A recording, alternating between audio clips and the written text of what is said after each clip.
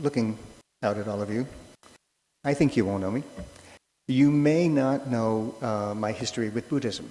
And the simple version is I married into it. Marin was born in Japan. Her parents were Buddhists. We used to go with them to the Higashi Honganji Buddhist temple in Little Tokyo, in what I jokingly called the Buddhist High Holy Days.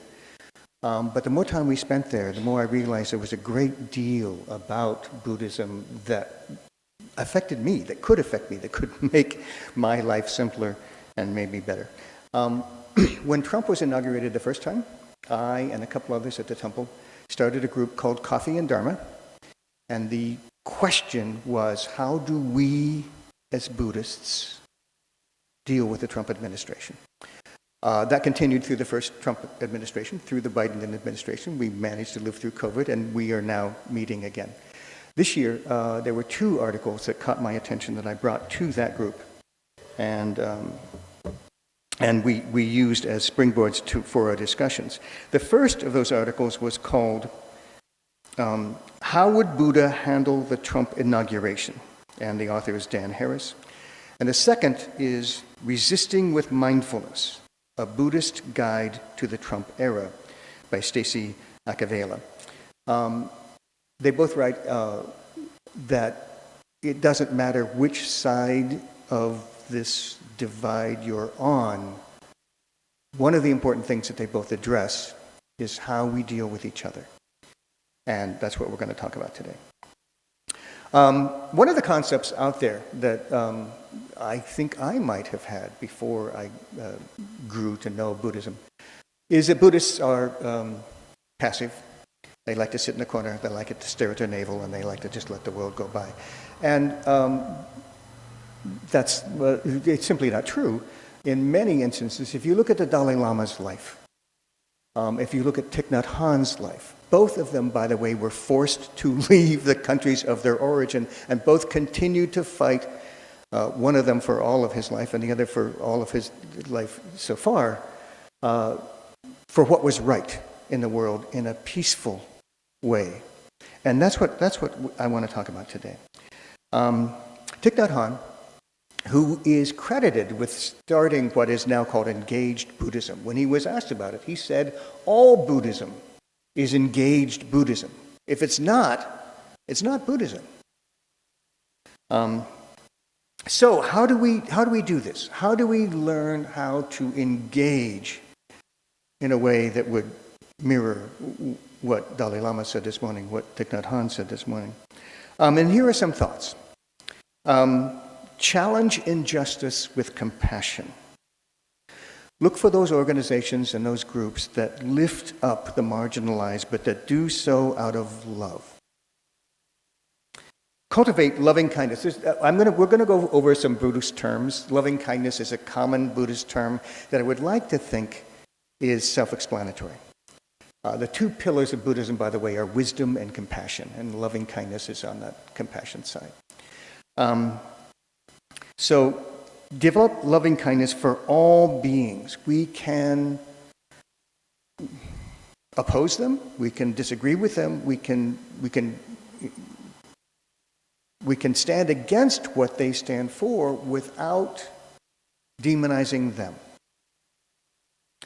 And the third is engage in nonviolent resistance as modeled by Thich Nhat Hanh, Martin Luther King, the Dalai Lama. In that first article, How Would Buddha Handle Trump's Inauguration, Mr. Harris lays out 6 strategies that he thinks are helpful, and they are, 1, calm your mind. Here's an interesting fact that neuroscientists have discovered. Anger and fear are addictive.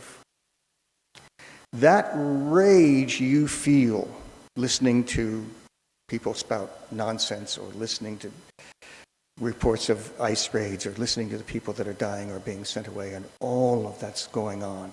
That rage you feel produces dopamine. And dopamine can be something without even realizing it you'd like another hit of. And you can look for that anger and that fear as a way of supporting your dopamine habit. And we want to cut this off at the knees. And here are some ways to do that. Put limits on how much of that stuff you watch. Look for the sources from what you're taking in.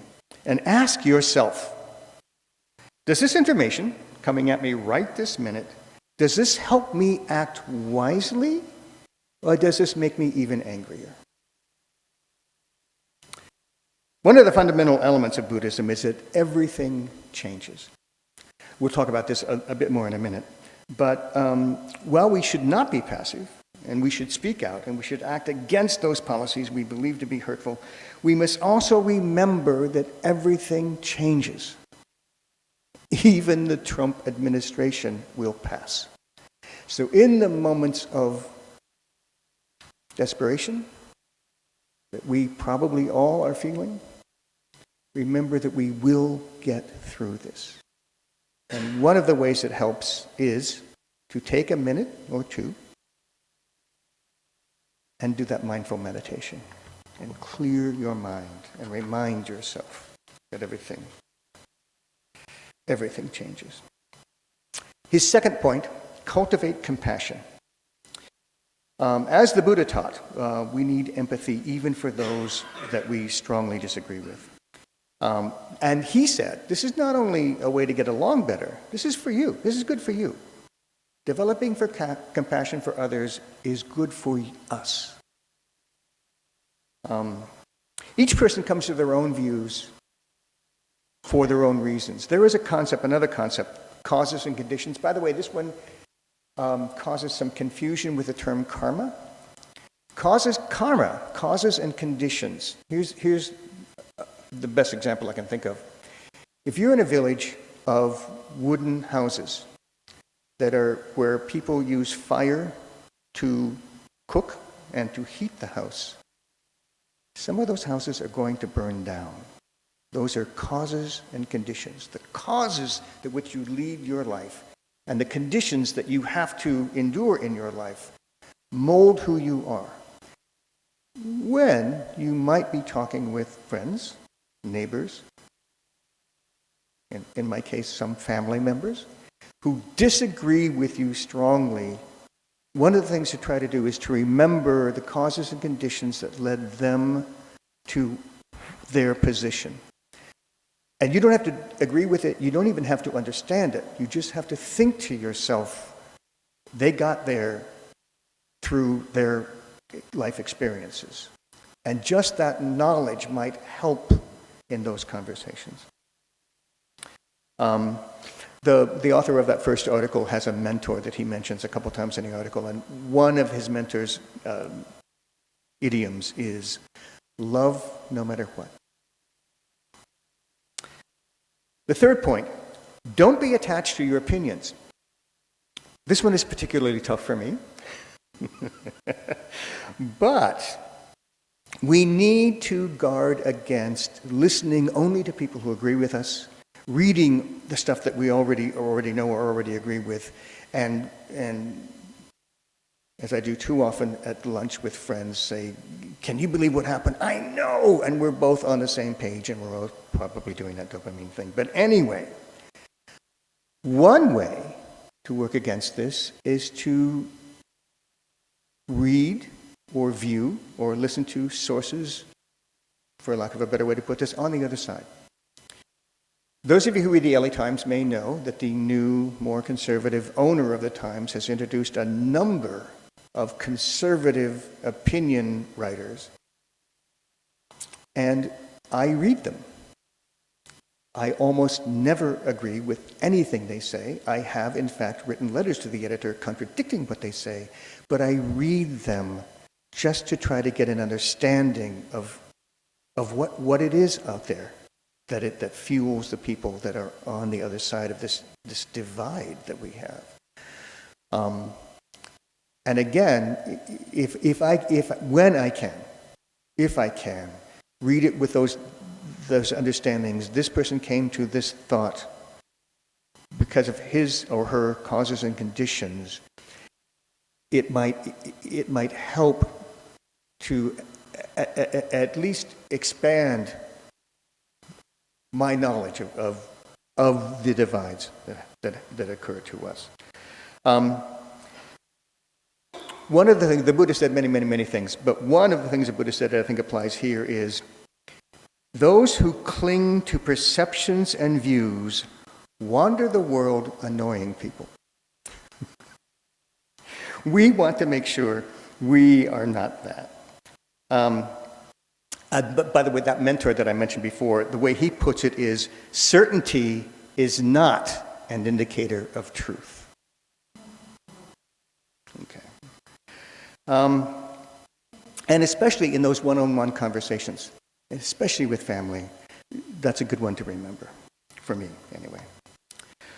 The fourth is practice right speech.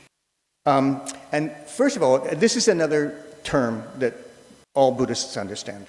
And I'm going to give you a quick outline in two of the basic Buddhist precepts.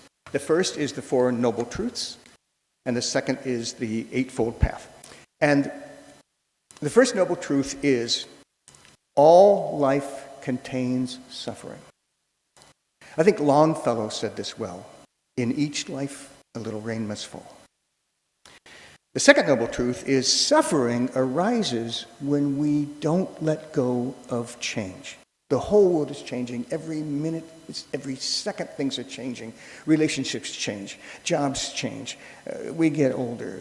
All these things happen. And when we can't accept change, we tend to suffer. The third noble truth, suffering can be overcome. And the fourth noble truth, the way to overcome suffering is to follow the Eightfold Path. And a very brief rendition of the Eightfold Path here. Right understanding, or right view. Understand the nature of reality, the Four Noble Truths. All things change. Right intention, or right thought. Cultivate thoughts of kindness and compassion. Right speech, which we're going to come back to. Speak truthfully, kindly, and constructively, and try to avoid lies, gossip, and harsh language. 4, right action. Engage in ethical and compassionate behavior. Right 5, right livelihood. Whatever you do, do something that doesn't harm yourself or others. 6, right effort. Make a conscious effort to cultivate a positive mental state. 7, right mindfulness. Back to that mindfulness thing. Observe your thoughts and feelings and sensations without judgment when you can. And 8, right concentration. Focus your mental ability to put these 8 things together. That's the Four Noble Truths and the Eightfold Path. Now, back to right speech.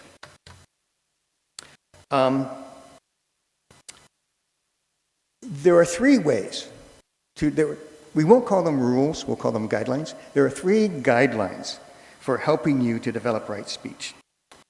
Say that which is true. Say that which is useful. Say it at the right time. How do we do these things? First, fact check. Know your facts.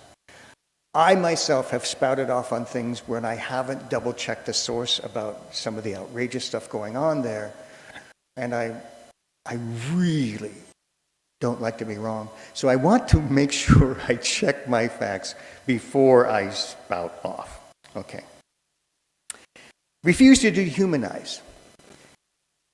That invective, I'm thinking particularly of some family members, but that invective that's coming at you, try not to respond in kind. Try to respond with compassion when you can, or try to respond at the right time if you can't. And speak with purpose, which is basically do those 3 things.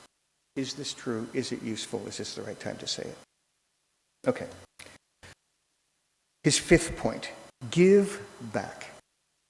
In addition to writing your congressperson, attending rallies, financially supporting causes, what can each of us do that's beneficial to our community, to those we live with? We got some great examples here of helping to feed the homeless, volunteering at an animal shelter. Where can you give back to your community? This is, once again, one of those things that A, may take the focus off the issues that we're all addressing today, and B, is good for you.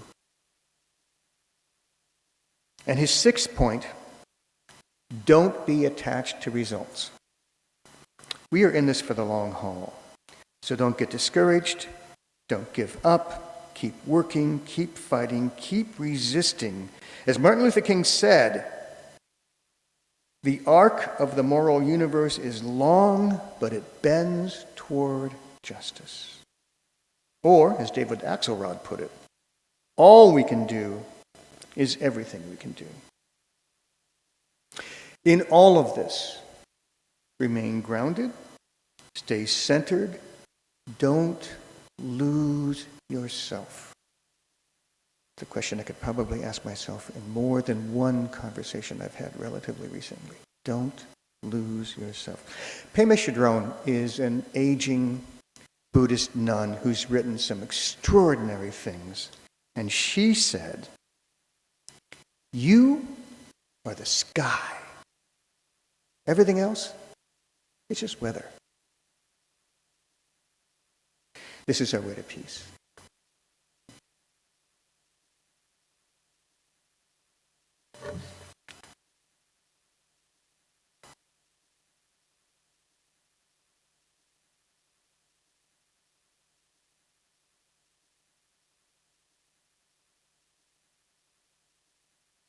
Namaste, Greg.